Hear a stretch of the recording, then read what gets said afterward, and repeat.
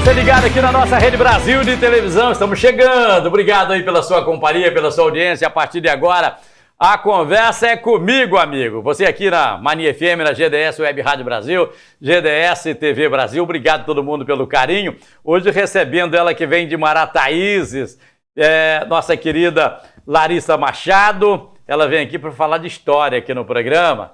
E a alegria é muito grande, tá? Tá recebendo a Larissa aqui para conversar com a gente. Ela esteve numa outra vez aqui, mas esteve na companhia do professor Luciano Moreno. Hoje ela veio sozinha, veio aqui para conversar com a gente no programa. Larissa, tudo bem? Tudo bom. Honra receber você aqui no nosso programa. Eu que agradeço mais um convite. Eu vi que na arte, o povo deve estar achando, inclusive, estranho o convite feito pela rede social.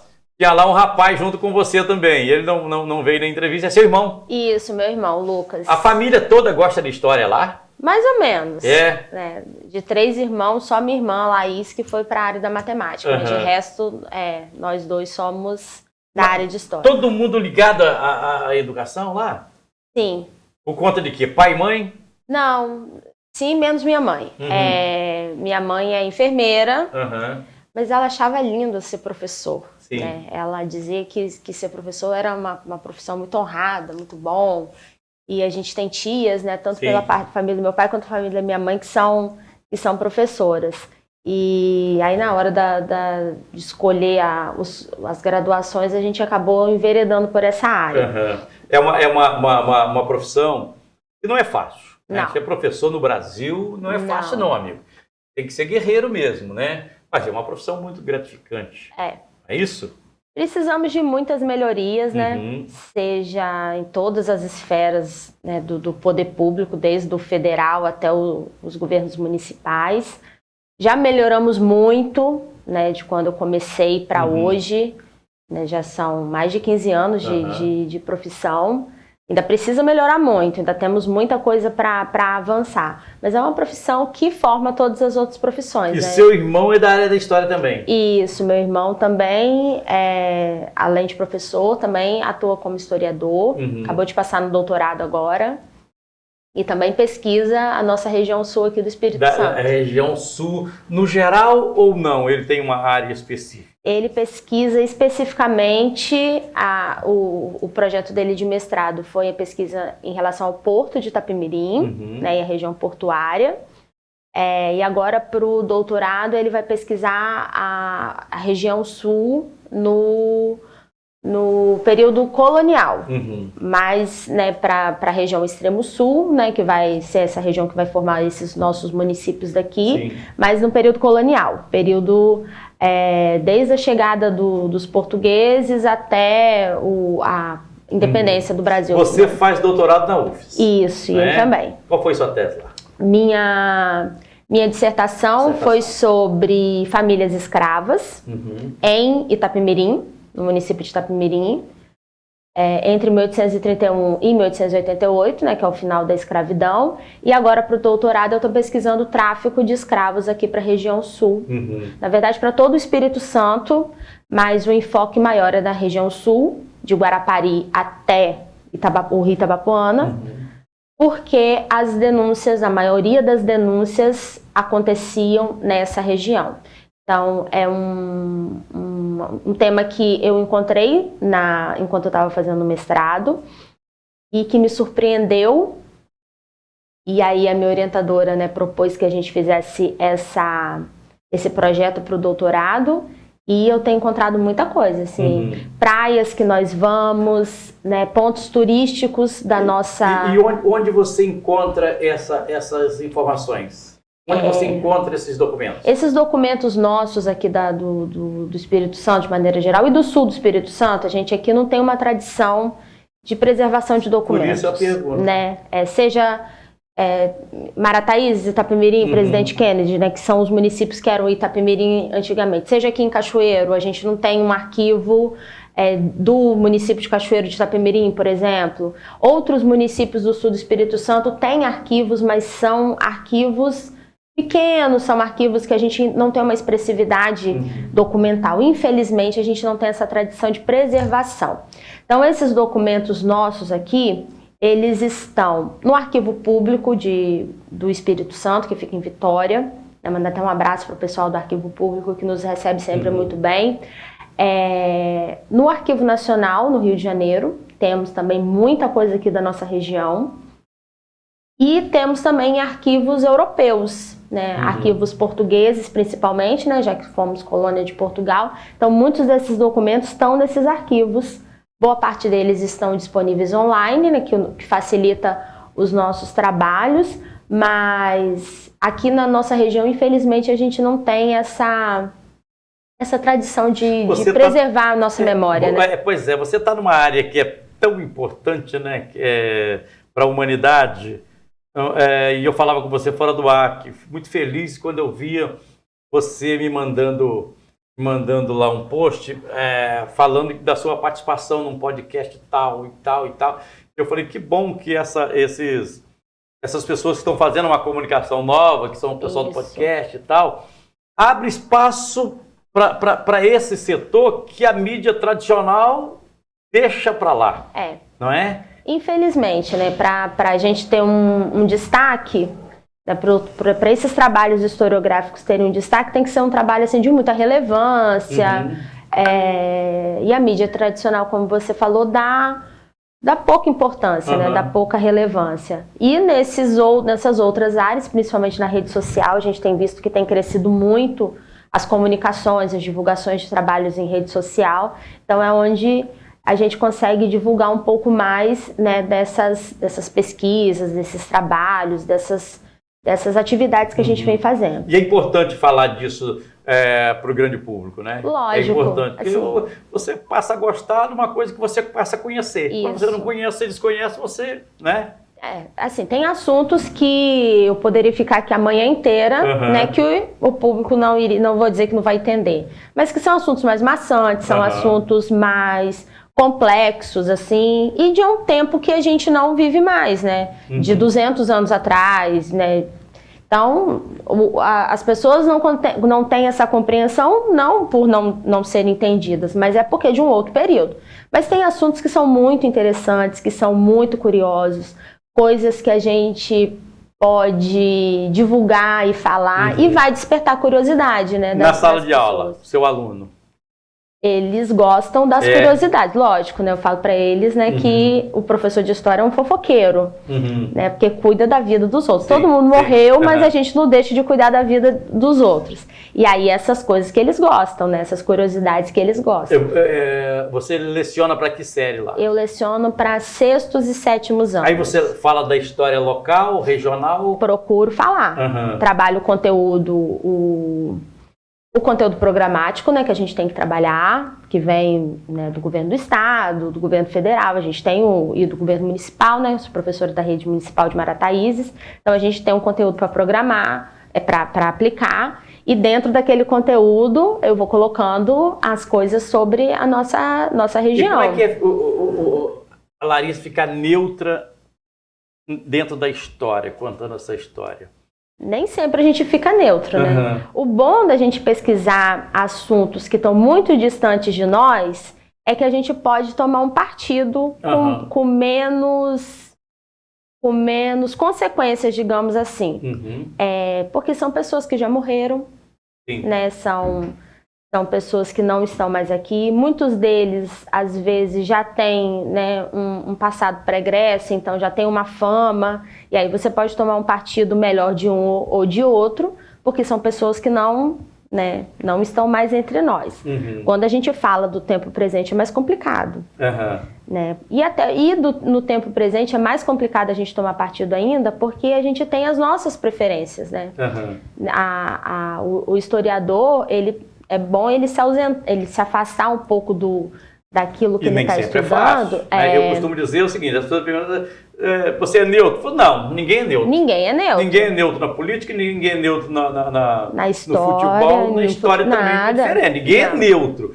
Você procura o máximo possível ser neutro, mas né, neutro... Eu procuro tomar as dores dos menos favorecidos na história, né?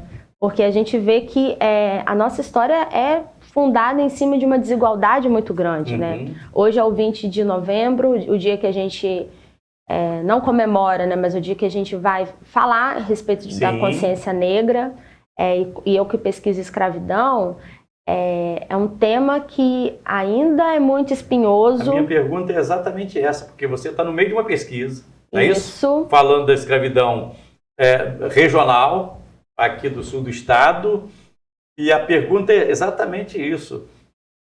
O que isso interfere no dia de hoje? Quando você pega lá na história, como é que isso chega hoje aqui para o povo preto?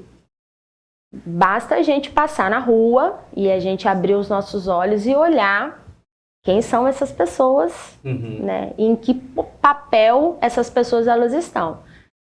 A nossa região aqui, né, e aí o sul do Espírito Santo inteiro, né, foi a região do açúcar e do café, uma região riquíssima no século XIX no Espírito Santo.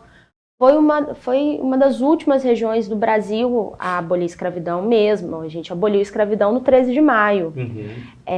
E esses cativos que viviam aqui nas nossas regiões, a maior parte deles não foram embora, né? A gente tem outros estados brasileiros, né, Rio de Janeiro, São Paulo, esse grupo depois da abolição, eles indo para as cidades, depois que eles conseguiam alforria, eles indo para as grandes cidades, e aqui a gente não vê muito isso.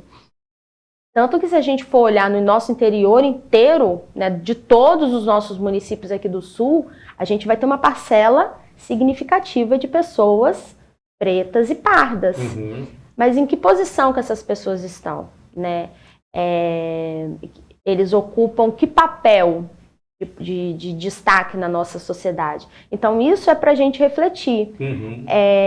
Não desmerecer o branco, porque às vezes quando a gente fala de consciência negra, fala de luta da mulher, parece que você quer diminuir o outro, mas não, é você querer elevar aquele grupo que teve um passado de exploração. E a gente precisa, até para uma questão de entendimento, de que aquele cidadão ele está numa posição social inferior por conta da história dele. Ele foi escravo, depois vem por um período de uma pobreza muito grande, e isso você chega nos dias de hoje. Você não muda isso não muda uma, de um dia duas, três gerações, não. Uma família que todo mundo trabalha no emprego, que você não precisa de um curso superior, para o filho daquela pessoa fazer um curso superior é mais difícil do que para uma família que todo mundo é médico.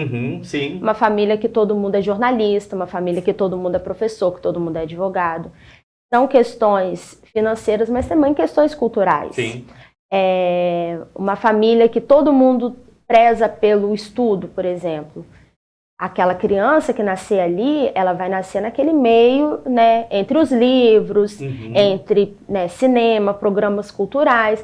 Agora, uma família que não nasce, né, uma criança que não nasce nesse meio e tem dificuldade de acesso a um livro, que às vezes o pai e a mãe são analfabetos ou semi-analfabetos, a gente pensa que não, mas a gente tem muitas famílias que ainda são formadas por pessoas analfabetas. E não são pessoas de 80 anos de idade, não. São jovens de 30, 40, 50 anos.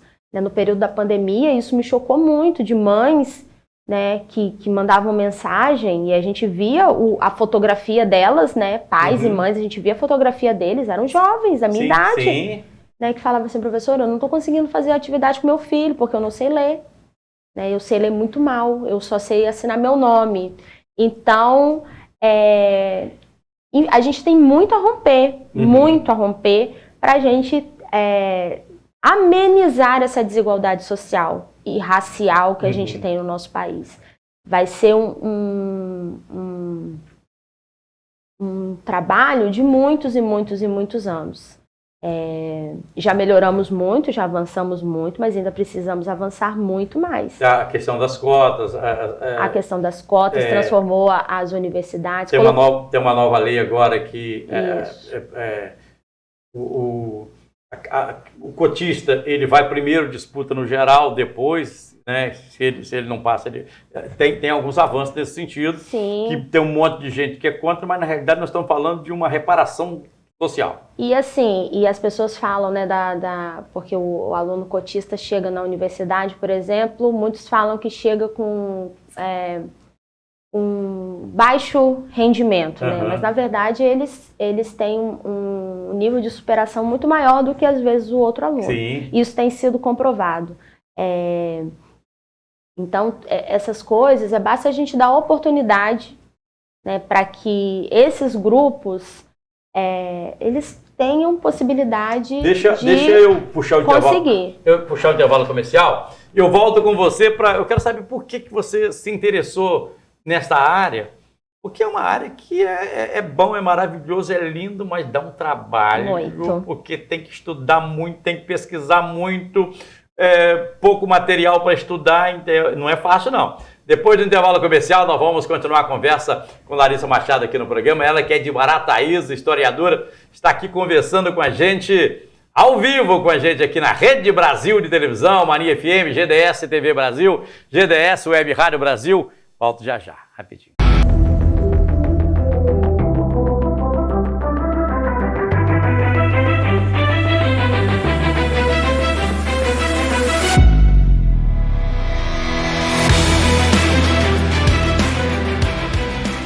Seguindo aqui com o nosso programa na Rede Brasil de Televisão, Mania FM, GDS Web Rádio Brasil e GDS TV Brasil. Hoje, Larissa Machado, historiadora, está aqui conversando com a gente. Você fez sua graduação na São Camilo, aqui em Cachoeiro. Isso, aqui em Cachoeiro. E aí, a sua pós foi para Vitória.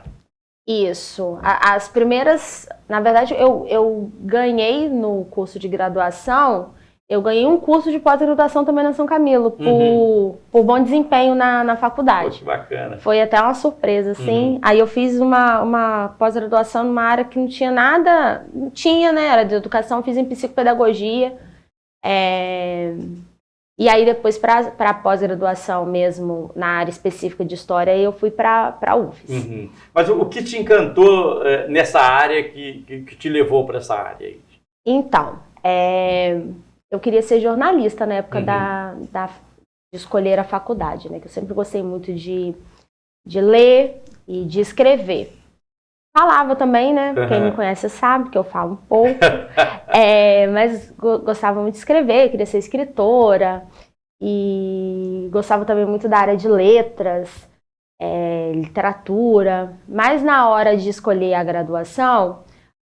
pensei em fazer jornalismo, mas aqui a gente não tinha um mercado de trabalho muito bacana na região, então fui fazer história, porque para fazer português eu tinha que decorar as regras de gramática e eu não sou boa de decorar. Então fui fazer história, que história a gente não precisa decorar, a gente precisa entender os processos.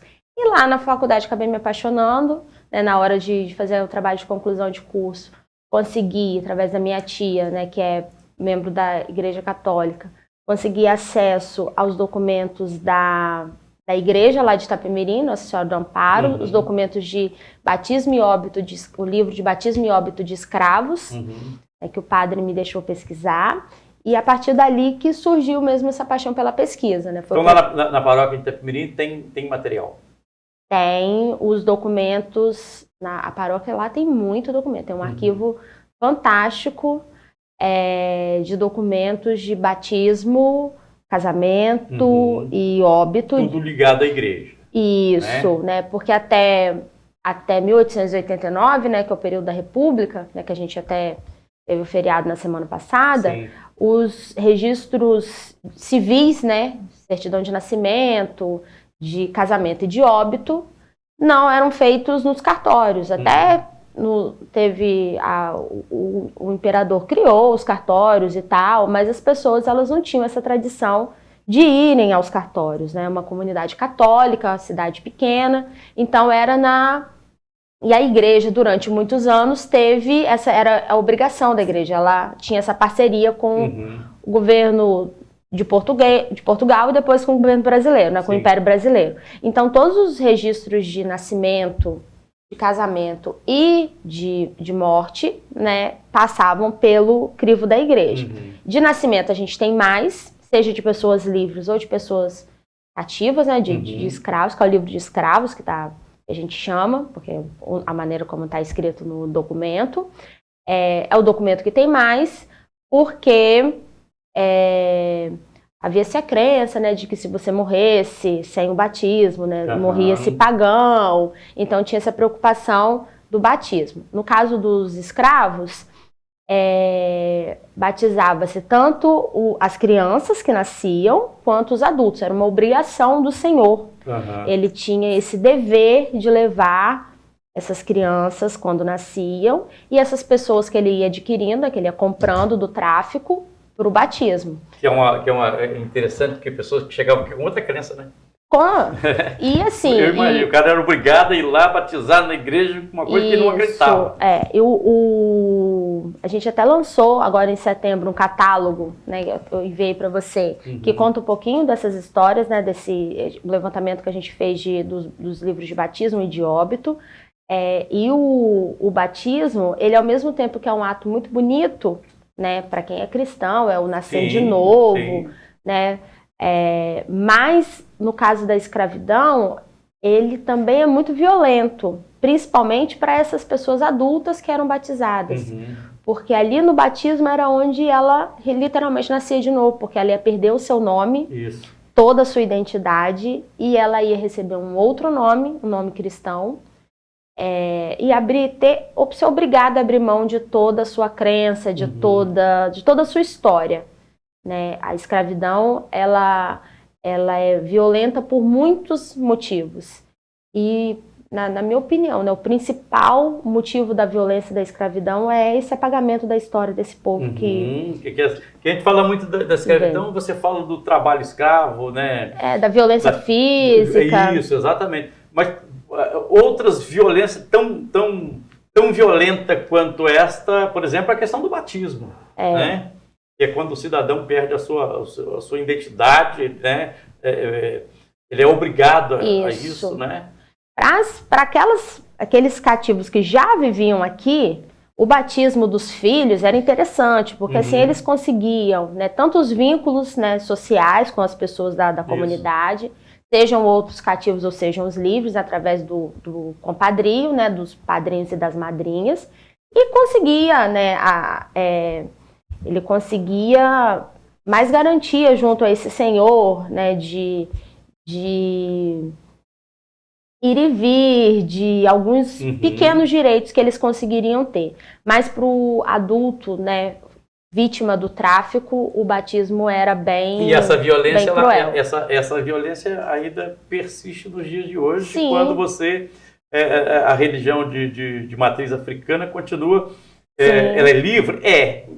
Mais ou menos, porque ela é discriminada, perseguida, não é isso? Tem lugares que as pessoas que são de matriz africana, elas não podem falar que ali é a reunião delas, porque a comunidade ataca, a comunidade criança não fala, quando pergunta a religião, o professor pergunta a religião, o menino... Muito difícil falar porque ele vai sofrer discriminação dentro da sala de aula. Isso, vai sofrer preconceito dentro da sala de aula. Então, assim, eles ainda sofrem muito. E fora a história, né, do povo que é apagado.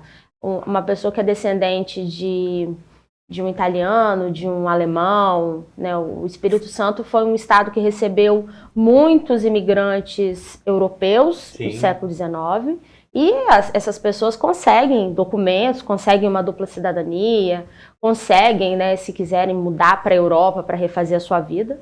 Agora, e essa pessoa que é descendente de africano, a gente não sabe de onde, né, o grupo de origem dela, da onde que ela veio, porque o sistema da escravidão, né, do tráfico de escravos, ele era muito violento. Então, você tira a pessoa de lá do meio, você coloca a pessoa... Quando aparece uma origem, é o porto que aquela pessoa embarcava, da África para cá, não a região onde aquela pessoa foi capturada. Então, não tem como você saber o antepassado, né? Agora, com esses testes genéticos que têm sido feitos, muitas pessoas estão descobrindo mais ou menos da onde que os seus antepassados eram, né, pela questão do DNA. Mas ainda assim não é uma certeza absoluta. Né, dessa origem desses grupos. Então são muitas camadas de violência. Aí eu fico imaginando aqui o seu trabalho, porque é pesquisa, estudo. pensa em escrever um livro? Pensa em deixar algo... O que você pensa em fazer? Então, agora em setembro a gente lançou esse catálogo, né? E o início do catálogo tem uns textos em forma de livro, um e-book. A gente lançou pela Secult. O grupo era formado por mim, pelo Lucas, né? Que viria aqui, mas não conseguiu vir. O Genildo Coelho, que era o coordenador do projeto, e o Marcelo Hurtado, que era o arquivista, né, responsável por esse catálogo. E a minha dissertação, meu trabalho sobre famílias escravas, venceu um concurso no ano passado da editora Praia, em Vitória, e está para ser publicado. Foram 5 escritoras que foram escolhidas, né, os textos que foram escolhidos. Eles já fizeram a publicação de estão no 2º livro. Então, assim, para esse ano acredito que não, né, mas para os próximos anos esse trabalho ele vai ser publicado em forma de livro. Que bacana, legal. Significa que as pessoas interessadas ter acesso ao material mais fácil que você está enfrentando hoje. Isso. Não é isso? E, né, agora a tese de doutorado também espero conseguir publicá-la em livro.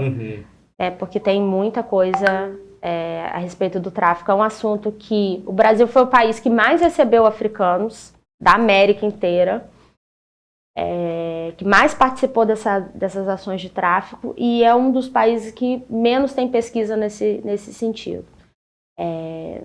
Então, assim, o meu trabalho é pioneiro no Espírito Santo. A gente não tem ninguém que estudou sobre isso.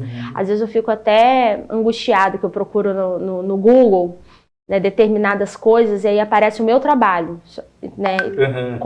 E aí eu fico assim, meu Deus, como que eu vou descobrir tal coisa? E aí eu fico queimando a minha cabeça para tentar entender, porque a gente não tem outros trabalhos, né, outras pesquisas sobre esse assunto de tráfico. E que leitura você faz dessa falta de material? Que leitura que eu faço? A gente, fala com o coração aberto.